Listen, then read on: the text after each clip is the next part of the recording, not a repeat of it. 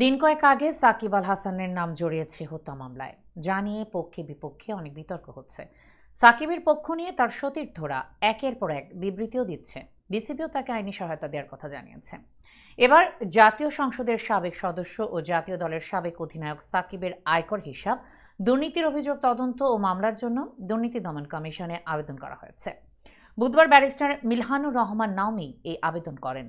দুদকের চেয়ারম্যান বরাবর করা আবেদনে বলা হয়েছে, সাবেক সংসদ সদস্য দুর্নীতিবাজ সাকিব আল হাসান এবং তার স্বার্থ সংশ্লিষ্ট ব্যক্তি এবং প্রতিষ্ঠান কর্তৃক অপরাধলব্ধ আয় এবং উহার স্থানান্তর, হস্তান্তর ও রূপান্তর মাধ্যমে মানি লন্ডারিং অপরাধ সংগঠন তৎসহ জ্ঞাত আয় বহির্ভূত সম্পদ অর্জন সংক্রান্ত দুর্নীতি ও মানি লন্ডারিং অপরাধের তদন্ত, অনুসন্ধান ও মামলা দায়ের সহ প্রয়োজনীয় আইনানুগ ব্যবস্থা গ্রহণের প্রার্থনা।